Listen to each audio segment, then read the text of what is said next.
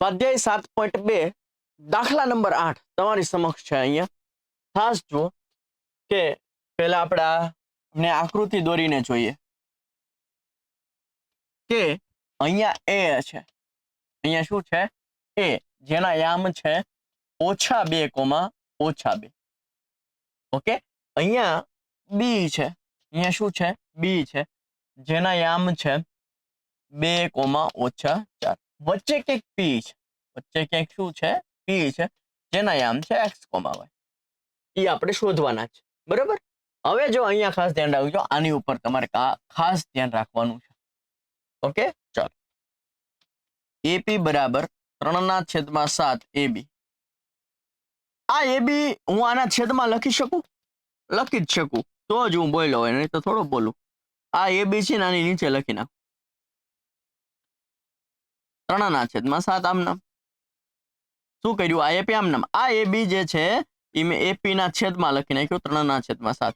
જો એપી 3 છે, એપી કેટલા છે? 3. અહીંયાથી આટલું 3 છે, આટલું ડિસ્ટન્સ કેટલું છે? 3 છે. એબી અહીંયાથી લઈ અને આખું ડિસ્ટન્સ એ થી બી સુધીનું કેટલું છે? જો તો 7 છે.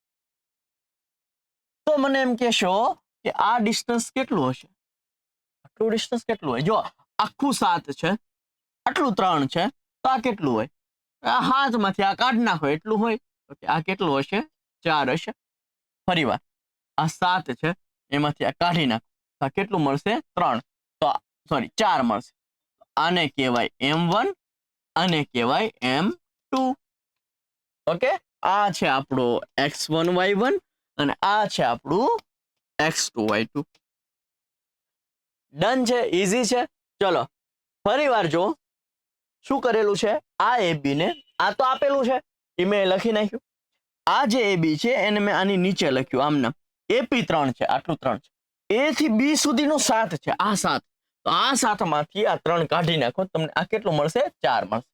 તો જો M1 M2 મળી ગયું, x1 y1 એ મળી ગયું, x2 y2 મળી ગયું. તો બધું જ આપણે આમાં મૂકી દેવાનું છે.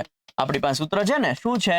M1 x2 plus M2 x1 છેદમાં M1 વત્તા M2 comma M1 y2 plus M2 y1 છેદમાં M1 વત્તા M2. આની અંદર ખાલી શું કરવાનું છે? મૂકવાનું છે. ઓકે, હવે જોજો M1 શું છે? આ રહ્યું M1 છે આપણી પાસે 3. x2 શું છે? x2 છે 2. M2 શું છે? તો કે M2 છે 4. x1 શું છે? x1 છે -2. શું છે? -2. છેદમાં M1 વત્તા M2 એટલે કે 3 વત્તા 4. શું છે? 3 વત્તા. M1 શું છે? કે ભાઈ 3 છે. y2 શું છે? તો આ રહ્યું -4 છે. M2 શું છે? તો કે M2 4 છે. y1 કેટલું છે? તો કે y1 છે -2. છેદમાં M1 વત્તા M2 એટલે કે 3 વત્તા 4.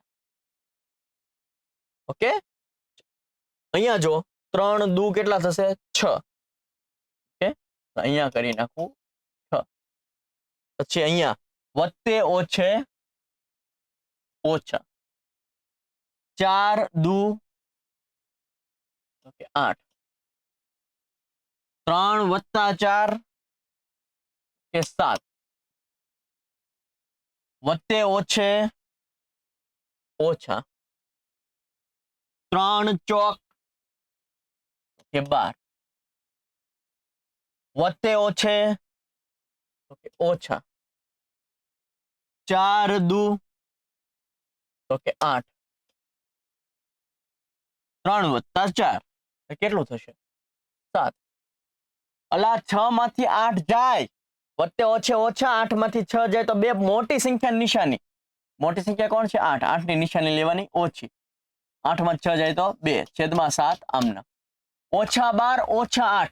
અલા ઓછા ઓછા વત્તા થાય એટલે 12 ને 8 20 થઈ જશે. પણ મોટી સંખ્યાની નિશાની, મોટું 12 છે એની નિશાની લેવાની છેદમાં 7. આ તમને તમારો જવાબ મળી ગયો. ઓકે, બીજું કઈ છે નહીં, સિમ્પલ છે, બહુ જ મસ્ત દાખલો છે. ખાસ ધ્યાન રાખો કે એપી બરાબર 3/7 AB આપેલા છે. આ AB ને આની નીચે લખી નાખ્યા. AP 3 છે ને આખું AB 7 છે.